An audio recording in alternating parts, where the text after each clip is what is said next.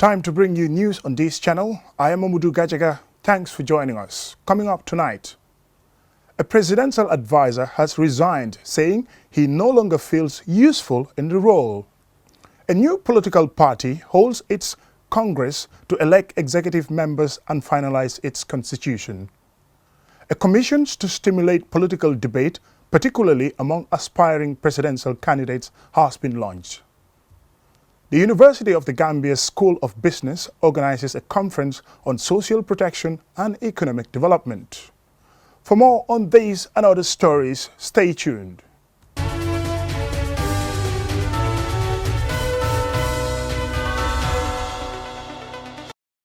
Welcome and thanks for joining us. This is QTV News. President Adama Barrow's special advisor and leader of the Gambia Moral Congress, Mai Ahmed Fati, has announced his resignation from his advisory role. He made the announcement at a press conference on Friday. QTV's Mamudulamin Choi was there and he now reports. The President's special advisor, Mai Ahmed Fati, says he has given a 1-month notice of his intention to resign his presidential advisory roles in a letter to President Adama Barrow. At the press conference, he emphasized that his decision is on the grounds of principles, in that he feels he is no longer being useful in continuing to serve. His decision to resign, he says, came after consulting his immediate family and his party officials. I made a personal commitment when I was appointed that the day I do not feel challenged, I will leave. I no longer feel challenged, and also I do not feel being useful as special advisor to the President anymore. And so there is no need to continue. Mr. Fati said that there has been no confrontation between him and the President, emphasizing that he is going back to strengthen his political party. This information was welcomed by his party stalwarts who, during the press conference, hailed their leader with rounds of applause. And I know the Gambia Rumo Mill is very active, and they will look for everything to say. They were fighting, they had a difference. He was forced out. No. There is nothing wrong between me and my friend President Barrow. Responding to a question about his party's position in the controversial 3-year Coalition 2016 agreement, the GMC leader refused to be drawn on the debate whether President Barrow should leave next December or complete his 5-year constitutional mandate. He defended his position, saying that the Gambia has more pressing problems to fix.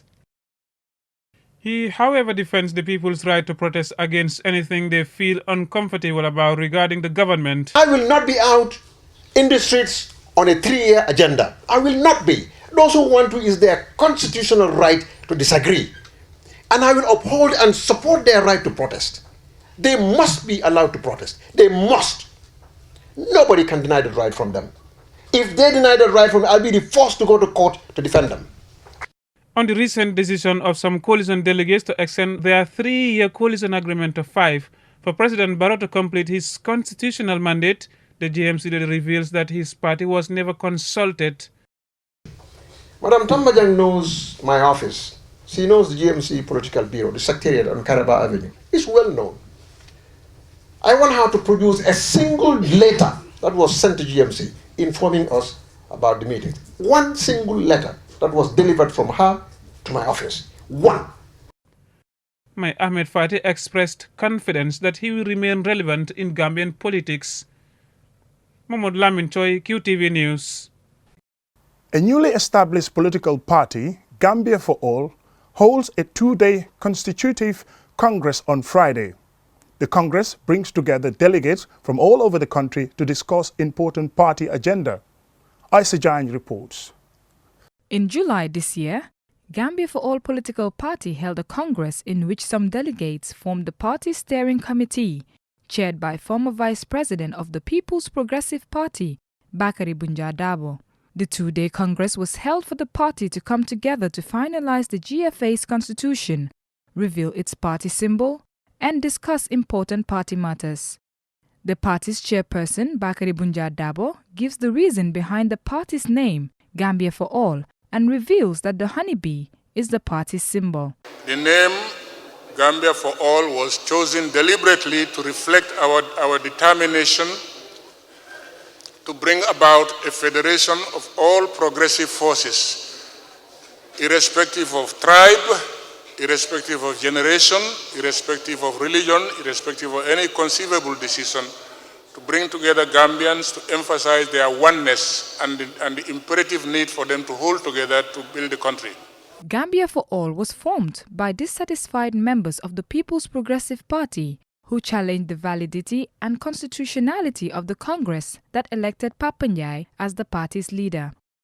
Bolong Sonko, a member of GFA, says the formation of the new party has been long overdue.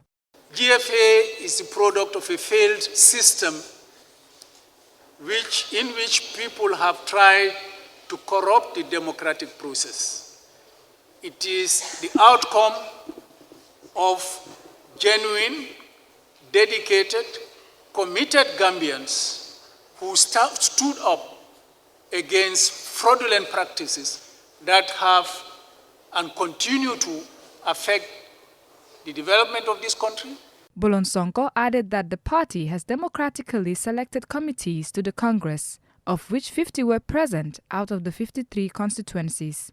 He further gives a brief summary of the party's recent activities. We think capacity building is a very important component, and this is something we started when we organized the workshop for the regional coordinators. And I want to say that even yesterday we had a similar workshop where we brought together the chairmen who are going to be very much involved and going to spearhead the process out in the field. Ansumana Dabo, representative of the GFA's Diaspora Steering Committee, urges the political party secretariat to consider the representation of members in the diaspora in the running of the party. It is no secret that the jewel of our country lies in the human capital, a significant number of which reside outside the Gambia. It is the same when it comes to matters affecting the development of our country. These important resources has for so long been largely ignored. This will change in the future GFA government. Members of the party voted Alaji Tamsin Njai as chairman for Congress, whilst Mama Jabang and Amadou Lo were elected vice chairpersons. Bura Manding Jaite was elected as secretary, and Abdoulaye Keita, Malamin Baro, and Lamin Dabo were voted in for assistant secretaries. Yaya Sanyang, Malang Saho, Amijara, and Jere Sanyang formed the party's technical committee. For QTV News, I am Aisha Jain. The Commission on Political Debates was launched on Thursday. The Commission hopes to encourage aspiring presidential candidates to publicly debate their policy proposals, amongst others. Mamjara A. Sise reports. Political debate is a process where presidential candidates expose their political and policy proposal to criticism and is aimed at boosting the country's participation in democracy. The Commission on Political Debates will engage presidential candidates to reveal their communication skills and help the electorates to get a glimpse of their personality traits and how they can perform in stressful situations when in power.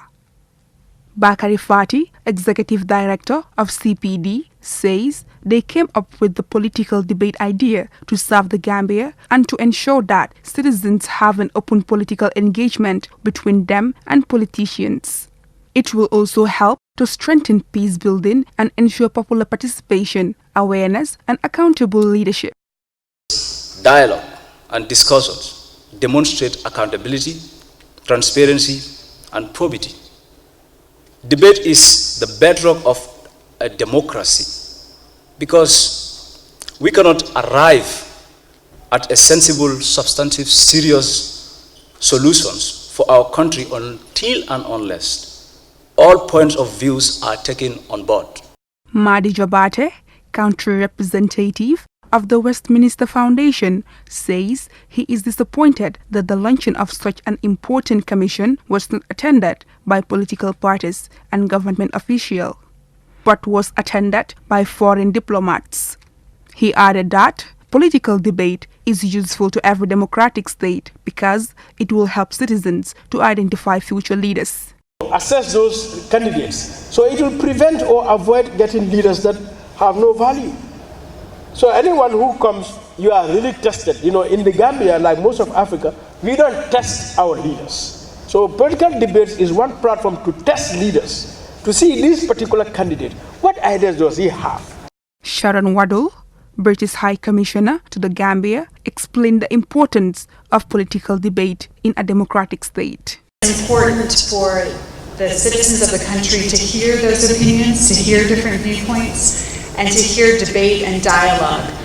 Also, debates bring out information as to how these platforms can actually be instituted. It's very easy for individuals of all kinds to make a grand promise. The Commission on Political Debates is a non-profit organization gearing up towards organizing presidential debates between prospective presidential candidates of the various political parties during the 2021 election campaign. Reporting for QTV News, I am Mamjara Isise. We will go with a short commercial break and the news continues when we return.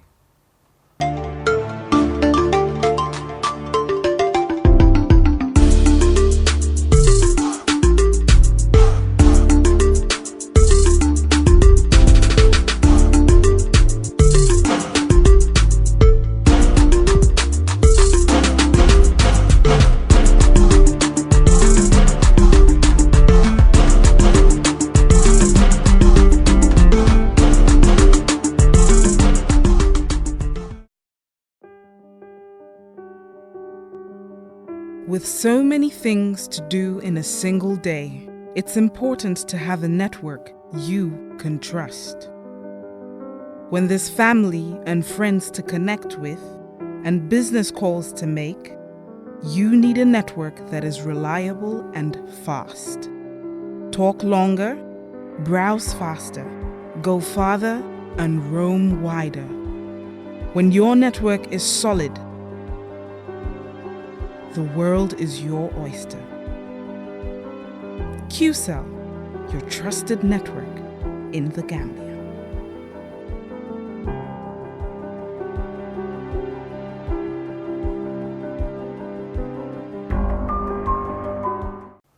Welcome back. This is QTV News. Alofa Islamic School was inaugurated on Thursday at Brikama, Jeddah. The newly established school is sponsored by a UK-registered charity. Malik Nyang attended the official opening ceremony, and this is his report. Sponsored by a charity called Sharing Wonders, Al-Wafa Islamic School has enrolled over 300 students. It consists of a nursery and a lower basic school. Children will be taught on both Arabic and English, geared towards molding and enlightening them not only about their religion but also prepare them to cope with society's demands. The principal of the school, Salman Sise, says tackling the challenges to reach academic excellence will be his priority. He gives more details about the school. Al-Wafa Islamic School, as the name implies, is an Islamic school, both English and Arabic, and also computer classes. The motive behind the school is the common challenges that most Arabic students have in the Gambia. They end up learning Quran, and Quran is the best book, alhamdulillah, I would say. And even though Quran is the best book, we also need skills to be able to feed ourselves and our families. So this is the motive behind why we introduced English, so that the children in this school will be able to learn Quran and also graduated to be doctors and other professions as well. The principal of the Gambia College, Abu Bakar Jallo, said his opinion. I have visited a lot of schools here in the country and abroad, but I know this school will match any school in terms of infrastructure. But the infrastructure does not matter much if what prevails inside the school does not reflect the standards set by the sponsors. The sponsors, Sharing Wonders, a UK-registered charity, aims to provide support to Gambians not only in education but also in their social, economic and moral development. The charity has been operating in the Gambia for over 17 years, during which time it has helped many Gambians through its school sponsorship program. The charity has also provided 200 water wells and income generation initiatives, amongst others. The director of the charity, Aman Ali, said learning about religion is fantastic, but education in other matters will help children cope better in the wider world. He also made some other general comments. We always say to people, we will try and help pull you out of a hole. But that doesn't mean that you sit back and relax. You also have to pull yourself out. If you get into a habit of relying upon charity, and as I made the earlier comment, tomorrow it may not be there. So that's why we're working hard as a foundation to provide education. But we always ask the Gambian people, whoever benefit from our charity, give help back, not only to the charity, but Gambia as a whole. The newly inaugurated school hopes to prepare students to attain a high degree of academic excellence.